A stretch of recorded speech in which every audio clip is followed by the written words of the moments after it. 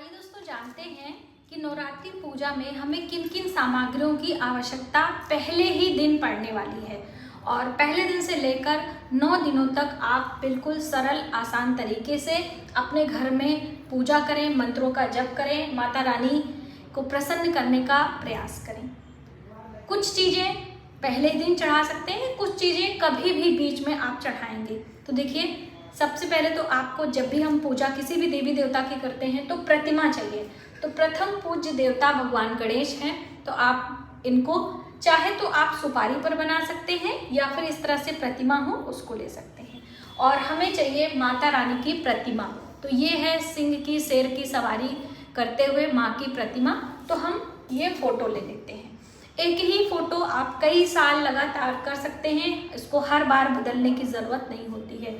हमें चाहिए एक आसन के लिए लकड़ी की चौकी। तो यहाँ पे ये हमारी लकड़ी की चौकी है, ये देख सकते हैं ये, और इसके ऊपर हमने ये कपड़ा डाला है। पीला या लाल कोई भी ले सकते हैं, पहले पिछले साल का है वो भी आप ले सकते हैं। अब पूजा की थाली में कुछ बेसिक सामग्री।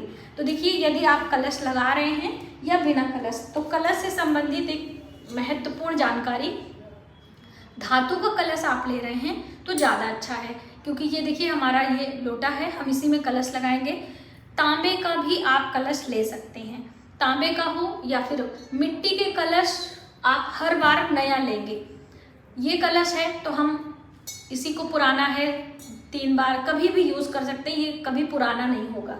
हाँ, इसको स्वयं के खाने पीने के इस्तेमाल में हम नहीं लेते हैं, सिर्फ देवी देवताओं के लिए ही इस्तेमाल करते हैं। दूसरी अहम बात कि आप मिट्टी का ले रहे हैं तो हर साल नया लेना होगा, पुराना मिट्टी का बर्तन नहीं यूज कर सकते। और दोस्तों, कभी कभी क्या है ना कि दिक्कत हो जाती है, यानी कि आपका वो मिट्टी का बर्तन रिसने लगता है, पानी गिरने लगता है, और फिर अलग अलग बुरे बुरे ख्याल आते हैं कि अब क्या करें, कलश खराब हो गया। तो इसके लिए आप एक बर्तन ले लें, लोटा इस तरह से, तांबे का या फिर इसका।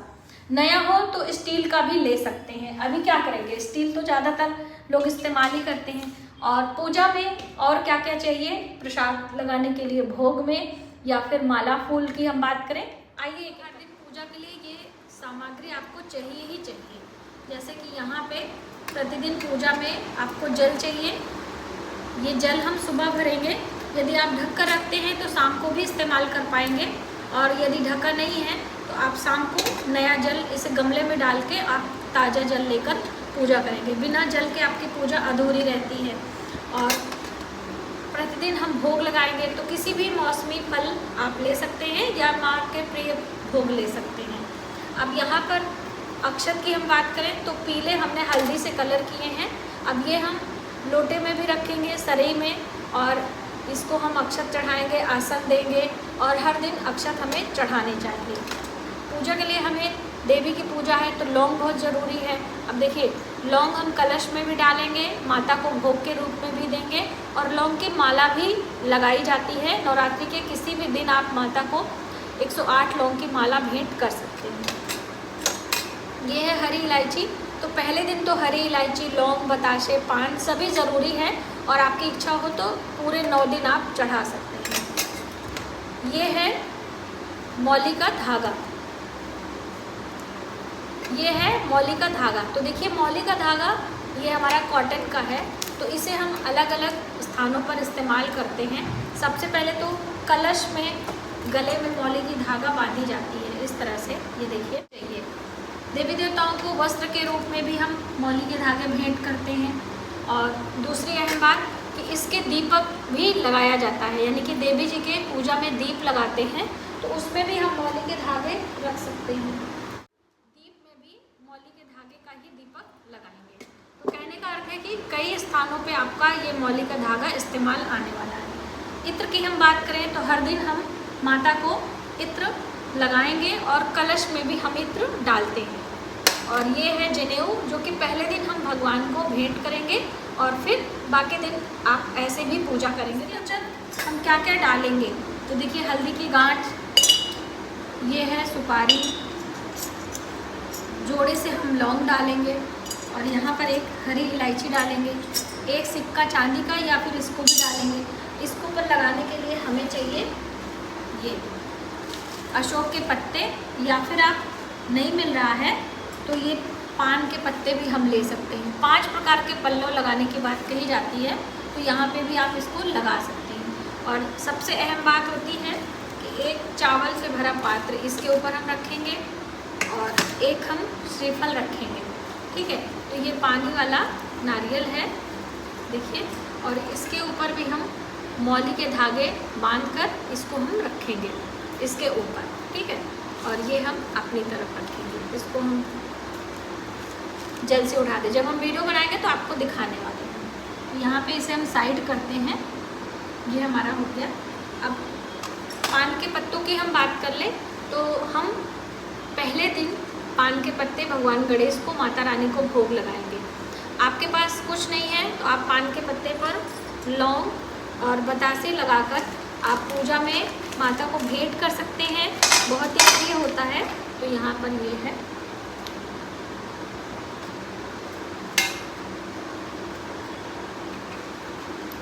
इस तरह से भेंट कर सकते हैं, ठीक है। तो पान के पत्ते आप हर दिन चढ़ाएं या फिर पहले दिन चढ़ाएं, अष्टमी पर भी चढ़ाया जाता है। तो ये बहुत आवश्यक होता है। पूजा में हमें फूल चाहिए, तो देखिए फूल सुबह चढ़ाएं कि शाम चढ़ाएं, बहुत सारी बहनें पूछती हैं। तो देखिए जब हम पहले दिन पूजा करते हैं तो पूरा हार श्रृंगार के साथ में हम देवी को पूजा करते हैं। और प्रतिदिन आप एक पुष्प भी चढ़ा देंगे तो माता प्रसन्न होती है, ऐसा नहीं है। कोई भी कलर के पुष्प हों आप चलेंगे। गेंदे के पुष्प सभी देवी देवताओं को प्रिय होते हैं, वैसे तो माता को गुड़हल के पुष्प बहुत ही प्रिय हैं। तो इस तरह से आप पुष्प ले लीजिएगा। अब बात आती है जवारों की, क्योंकि पहले दिन ये सारी चीज़ें बहुत आवश्यक होती हैं। तो यहाँ पे ये हैं जवारे, यानी कि जौ। अब इसे अच्छी क्वालिटी की लें, एक दिन पहले भिगो के रखें और एक डलिया ले लें बांस की। वैसे हमारा ये पिटारी का ढक्कन है और इसमें मिट्टी डाल के आप लगा सकते हैं। एक मिट्टी का बर्तन ले लें या आपके घर में कोई प्लास्टिक की डलिया है उसमें भी आप लगा सकते हैं, ऐसा कुछ नहीं है। और इसे हम पहले ही दिन करेंगे। पहले दिन यदि आपकी व्यवस्था नहीं है तो फिर बीच में आप ना करें। दोस्तों, श्रृंगार की सामग्री पहले दिन माता को भेंट करें, या पहले दिन व्यवस्था नहीं हो रही है तो हम सिर्फ माता को सिंदूर लगाएंगे और बीच में किसी भी दिन आप माता को इस तरह से श्रृंगार भेंट कर सकते हैं। पूजा में घंटी जरूर रखिएगा, बिना घंटी के नकारात्मक ऊर्जाएं समाप्त नहीं होती। आप शंख भी बजा सकते हैं। तो ये हमारी पूजा की घंटी है। अब दोस्तों, कौन सा पुस्तक हम पढ़ते हैं या फिर हम बात करें धूप की, तो यहाँ पे माचिस बॉक्स है, ये धूप है, और ये है विशेष प्रकार की धूनी जो कि हमने आपको पहले ही वीडियोस की दी है। गाय के गोबर के उपले पर आपको हर दिन इसे लगाना है और घर की नकारात्मकता दूर भगानी है। तो ये आप जरूर करें। हर दिन तेल का दीपक हम लगाएंगे। तो यहाँ पे आप देख सकते हैं, ये दीपक लगाने के लिए हमने तिल का तेल लिया है। आप शुद्ध घी भी ले सकते हैं और तिल के तेल का भी दीपक लगाया जाता है। लेकिन जब हम अगियारी करते हैं या हवन करते हैं उसमें शुद्ध घी का ही इस्तेमाल हम करेंगे, ठीक है। ठीक है, तो ये कपूर से आपको आरती भी करनी है और अगियारी भी कपूर से आप कर सकते हैं, बहुत ही अच्छा होता है। तो ये सारी चीज़ें आपको एक साथ पूजा के मंदिर में रख लें। सामग्री और हवन करने के लिए कुछ समिधाएँ चाहिए होती हैं, तो ये आप पहले से लेके रख लें। यहाँ पे हमारा रखा हुआ है, ये आप देख सकते हैं, मैंने ये ऑनलाइन मंगाया था। तो ये हवन सामग्री भी आप पहले से ले लें, क्योंकि अष्टमी नवमी पर हवन करते हैं तो हमें बहुत आवश्यक है। पुस्तकें देख लेते हैं। तो ये है दुर्गा सप्तशती की पुस्तक, ये हम पढ़ते हैं, तो आप इसे देख लीजिए। इसमें सारी कुछ है, तो आप इसे रखें, तो बहुत ज़रूरी है, हमेशा प्रणाम करना चाहिए। ये है आरती, जिसमें सभी प्रकार की आरतियाँ दी गई हैं, ये हम रख लेते हैं। ये है चालीसा संग्रह, इसमें चालीसा वगैरह होता है, तो बहुत सारे लोग सभी देवियों की चालीसा करते हैं, वो कर लें। और ये है अलग से, जिसमें कि अर्गला, स्त्रोत, कीलक, ये सारी चीज़ें हैं, तो ये भी आप पढ़ सकते हैं। यदि पूरा दुर्गा सप्तशती का पाठ नहीं करते हैं तो इस तरह से भी हम इसको पढ़ सकते हैं, ठीक है। तो ये सारी पुस्तकें हैं। तो दोस्तों, ये थी नवरात्रि पूजा के पहले दिन से लेकर आखिरी दिन तक के पूजा की संपूर्ण सामग्री। कुछ चीज़ें पहले ही दिन हमें आवश्यक होती हैं, बाकी कुछ चीज़ें बीच में आप कभी भी माता को भेंट कर सकते हैं उनकी प्रसन्नता के लिए। और चैनल को सब्सक्राइब नहीं किया है तो प्लीज़ सब्सक्राइब कर लें। पूजा की सरल वीडियो नेक्स्ट वीडियो में आने वाली है। आप अपने घर पे बिना कलश लगाए या कलश लगाकर माता रानी को ज़रूर भेंट करें कुछ विशेष सामग्री उनकी प्रसन्नता के लिए और अपनी मनोकामना पूर्ति के लिए। जय माता दी दोस्तों।